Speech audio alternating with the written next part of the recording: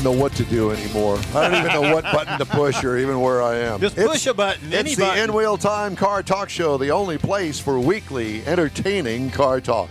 Ahead, Conrad has the popular This Week in Auto History segment. We'll get you updated on the stories making car news this week. Thanks for joining us today on the In-Wheel Time Show, live broadcasting from our palatial. I was trying to find Studio A. Yes, Studio A. We'll go palatial, Studio A. Not palatial, but we're on our third camera too. So there's that. Well, at any rate, we're here. Thank you very much for joining us today, along with Mike Out of This World Mars, King Conrad DeLong. We need more Jeff Zekin. I'm Don Armstrong, and joining us now, it's a rare in-wheel time appearance from His Majesty.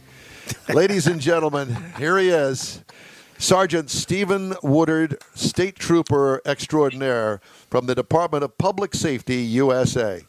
Hi, Steve-O. How you doing, brother? Hey, pretty good. I'm in Studio F. Is that the F Troop? Yeah, because it's cold. I don't want to say what I want to say, but I'm in Studio F, and let me tell you fellas something. Well, it's cold. Oh, yeah. Well, it is cold. How have you been? Pretty good. Can you hear me clear? I'm out here in the backwoods of Waller County. Yeah, we can hear you fine. We hear you just fine. Are you running radar out there this morning or something? That's a secret. It always is. We'll know if he jumps on the steering wheel and flips on the lights and leaves. That's it. Hey, so real quick, fellas. Unfortunately, I gotta be a bearer of bad news. You know, as a state, we're sitting at 288 fatalities already here within the state. We were well over the yearly mark from the previous year. Well over, it was like somewhere around 3,400 plus fatalities in this state when it comes to death. So I'd like to remind folks, and of course not your listeners, because I'm sure all of our listeners here that they drive safe and do what they need to do within the parameters. But tell your kids, be mindful of your speed. Don't drink and drive, please. Wear that seatbelt, and let's just try to share the road. Whenever I hear Don say something is the cat's meow, that means something's pretty good. So I want to present something to you that's the cat's meow to keep us safe, because we all know about this unfortunate crime epidemic that we're facing in, of course, Harris County and abroad. Do we not? Absolutely. We do. Yeah, we do, unfortunately. Okay, so I didn't know if you guys were hearing about this. So the state of Texas, of course, we have a program called the iWatch Texas program. And basically, you can get it, of course, in an app form. You can report these particular incidents that I'm about to present to you on your computer. And the iWatch program is basically designed for you, the Texan, doesn't matter which corner of the state you're in, to report anonymously any type of criminal activity. And basically, it's a hub that we keep track of for all law enforcement agencies here within the state. So I'm just going to give you a factual example. You have a situation to where you know that there's some criminal activity within your neighborhood, or if there's an incident at a school where you think that there is a kid that's coming to the school constantly with a pistol or whatever, you can report that information on our iWatch the Texas program. And again, the website is iWatchTexas.org. When you log onto that system, of course, it'll ask you if it's a school safety related incident or not, and then you choose, and then from there you'll conduct your reporting. And we receive that information and we hop on it immediately. Again, which the question is asked, is it anonymous? And it absolutely is. Of course, we're going to need some details because we're going to have to call you back, but your information won't be put out. The only way we can keep this state safe is if we all work together. I want to tell you something, Don. Right now, your troopers, we're going down to the Mexico border. Some cases once a month. I just got back 2 weeks ago for 9 days. And we're down there to ensure, of course, that Texas maintains its safe stronghold by combating the illegal drug trade, the undocumented folks infiltrating into the state, and it's most definitely a challenge. But we have that covered. The reporting aspect, we really would like the community to get involved. So if you would, consider going to the iWatch Texas, tx.org, the website. Take a look at it, and it'll be a wealth of knowledge for the citizens to maybe disseminate not only to the community, the church, the civic club, etc. Very good site to help us combat crime. Yeah, let me ask you, just to be sure, when you say I watch, EYE, or it's I like an individual? I, like iPhone. Sorry about that. I, the letter I, good question. The letter I, then watch, then I'm going to post a link up to it on our Facebook page. Please do. Very good attribute. So I got to give kudos. to TxDOT. Mr. Conrad, I'm telling you right now, TxDOT, they're our heroes. Amen. These guys and gals during this winter epidemic that we're dealing with, they've deployed over 4,000 men and women, about 2,500 pieces of equipment to get out into the community to, of course, lay down that brine. And we get questions all the time, what in the world is that stuff? Because the old days of throwing out salt or some type of sand, that's over with because it leaves a mess. So they put out this brine, this chloride solution mixed with water, and they douse, of course, all of our bridges, highways, etc. And man, let me tell you something, that stuff works. Now, I mean, again, you still can't drive 100 miles an hour, but it helps. And definitely. You know, the first piece that's attacked during these winter storms is our bridges. Look, guys, yesterday, not last night, but the night before last, we already knew it was going to happen. As soon as 10 o'clock hit, wrecks. We had a 10-car pileup on the flyover of 99 because people are not mindful, of course, of the driving attributes. So big kudos to TxDOT. Those men and women, they came out at least 48 hours before the event and during the event to put out that brine. And, man, it really helped reduce a lot of crashes here within the area. So big kudos to those guys and gals. And driving in this morning, because I take Beltway 8 and do a couple of the flyovers on Beltway 8, you could see that they were out because whatever they're putting down on the ground, not that it looks wet, but it's dark, so you can kind of see that it's there. Yeah, for sure. And the smart driver is going to slow down anyhow because you see that that change of color of the road. It's time to pull back on your speed and make sure that everything's safe as you roll into it. You don't know if it's ice or what. Yeah. But I got a question for you. Please. Talking about all the crime and the increased crime and things that are going on. So a lot of people are carrying weapons with them. Yeah. So my question is, if I have a permit and I am legally carrying a weapon with me and I'm interacting with an officer such as yourself, I understand, put your hands on the steering wheel so everybody's clear on what's going on, but how? What's the correct protocol? Yeah, how to keep everybody safe. What should I do as that driver in possession of a weapon to make sure we're all safe? All right, Brother Morris, real quick. First things first. You can get in this black and white with me, and we can stop 10 cars, and out of the 10, 6 have pistols. That's fine. All right?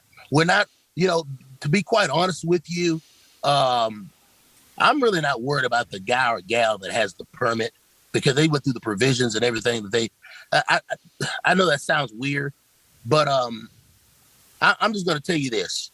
So what we would like to see, and I'm speaking for all law enforcement officers here within the state of Texas, of course, we want to see your driver's license. We want to see your insurance. You having a pistol, hey, that is your privilege and right. What we don't want to see is you put your hand on the pistol, etc. Or say, hey, Troop, take a look at this pistol that I have. Oh, gosh.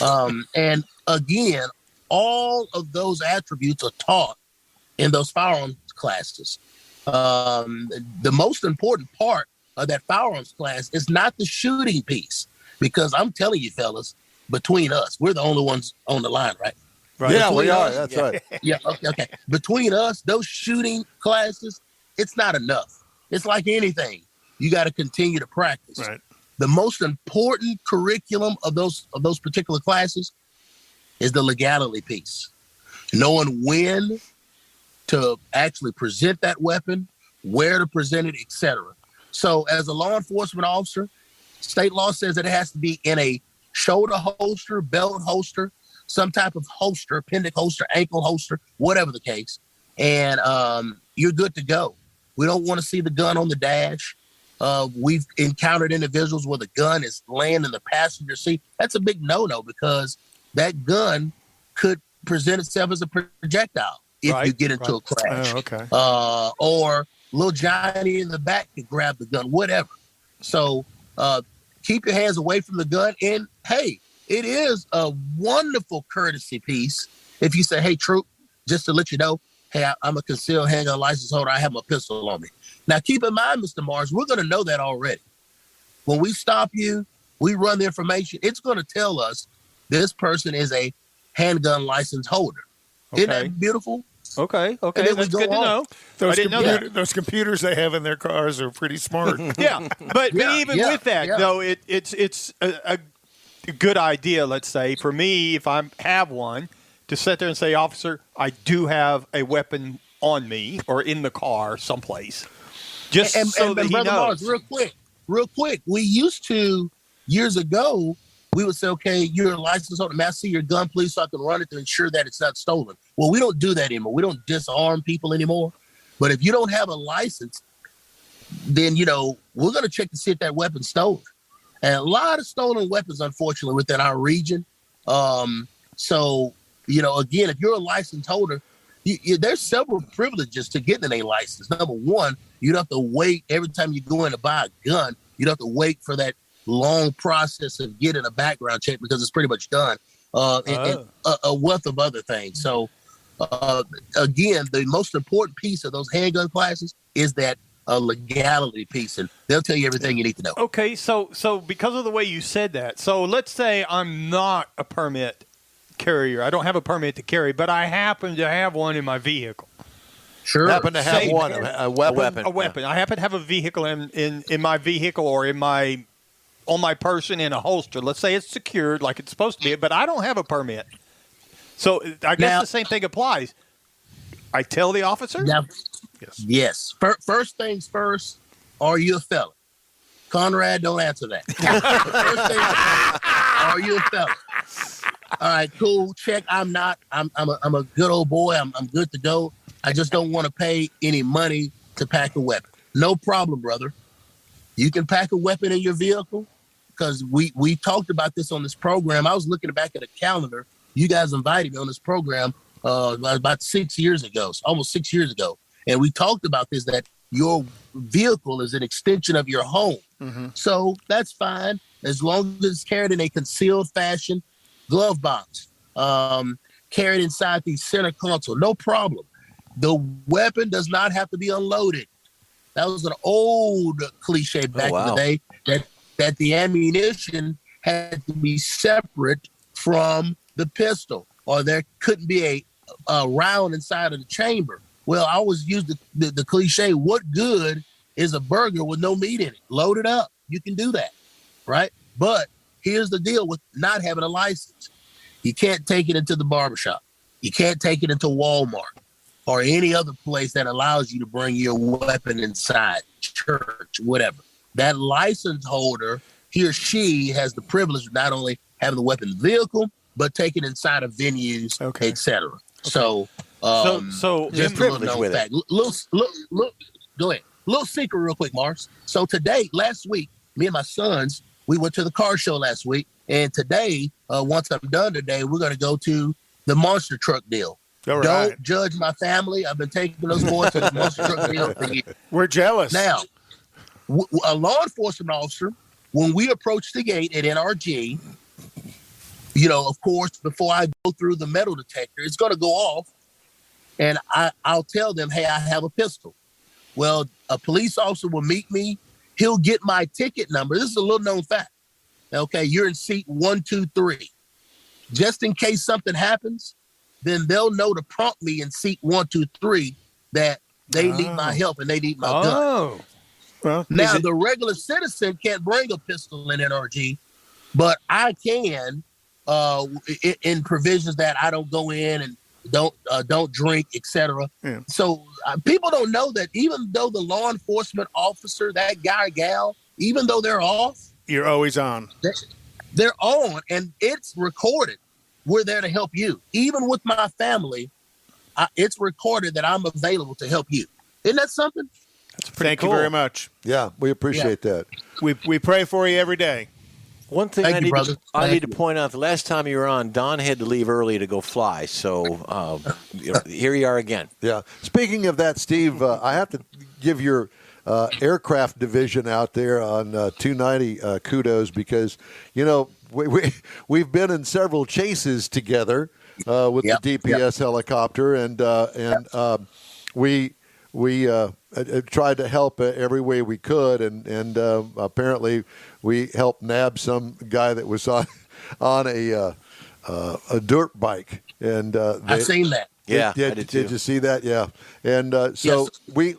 we try to work when we have the opportunity to. Got to have their back.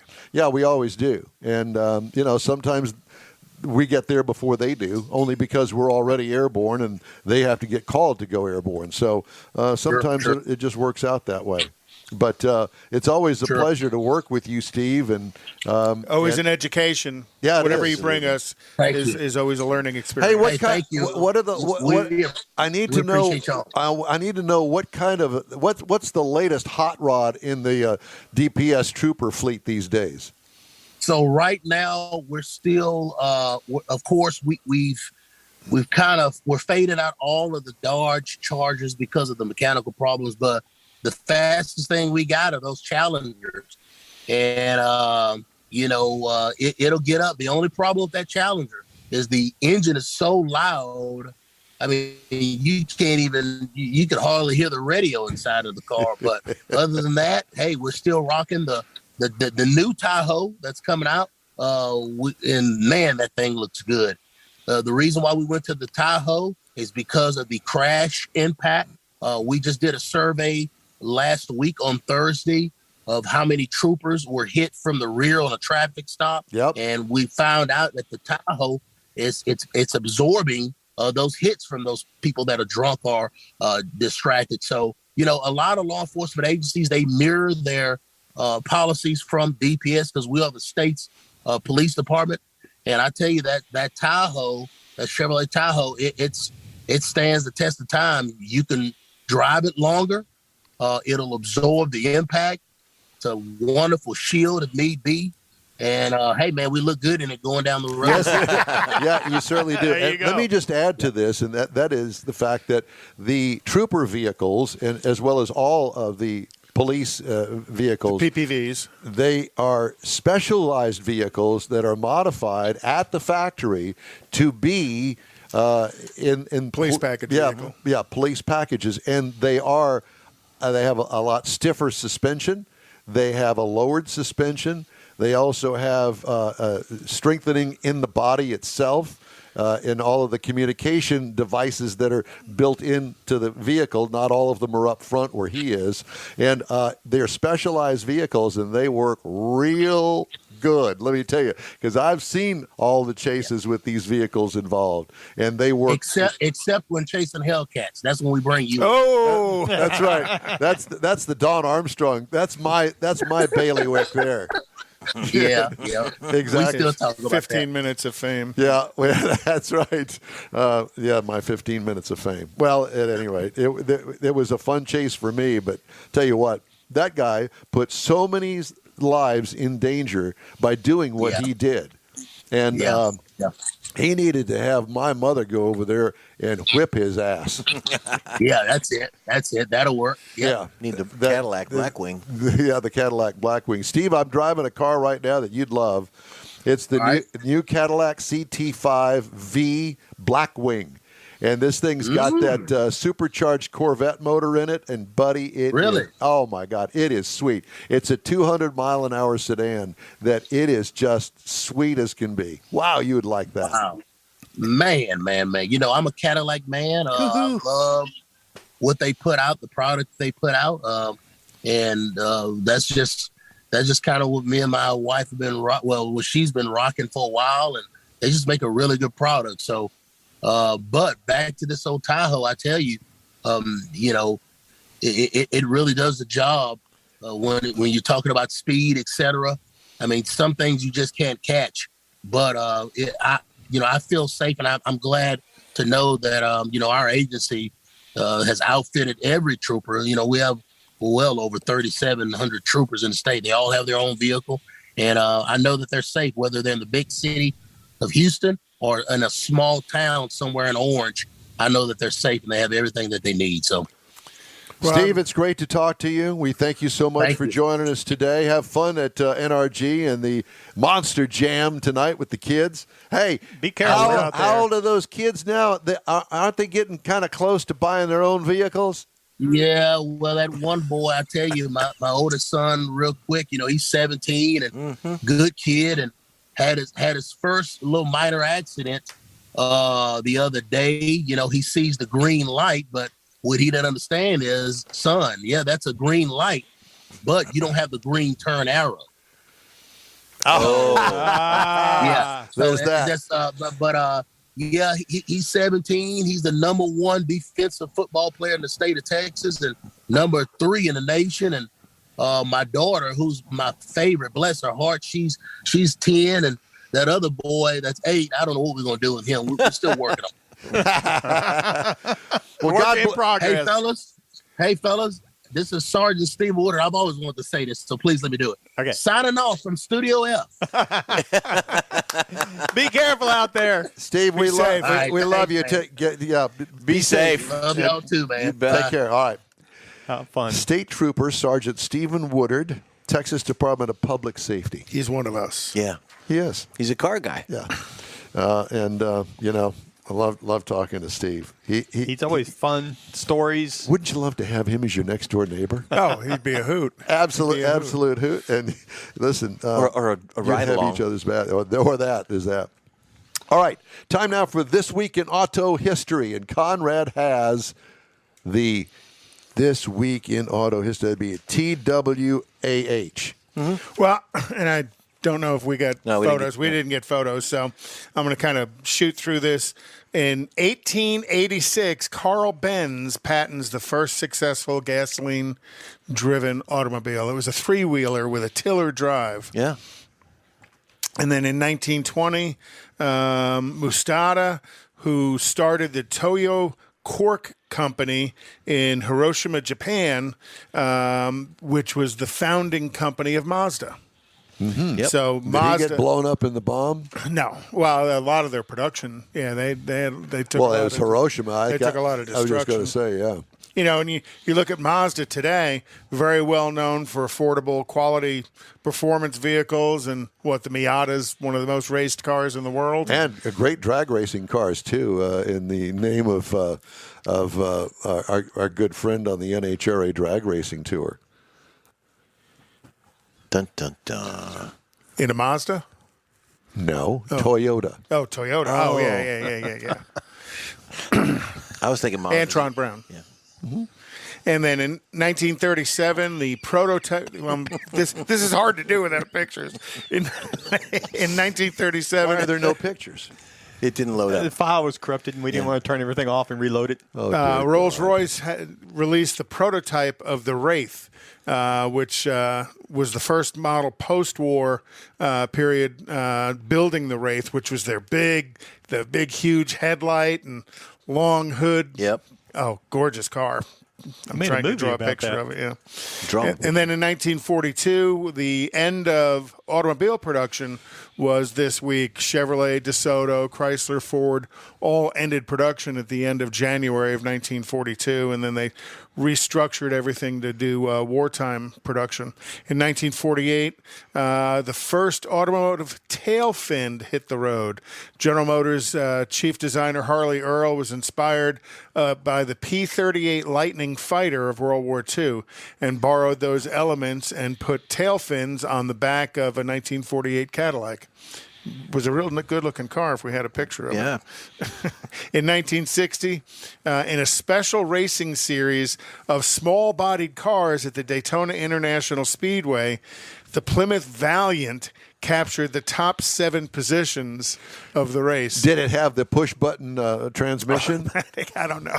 They were 6 speeds. That slant 6. They were all 6 speed powered. Hey, don't laugh. There was a Corvair running in that race. Oh, well, I'm going to laugh. And then in 1969, this week, John DeLorean was named executive of Chevrolet, having risen through the Pontiac division, where he pioneered the GTO and the Grand Prix models.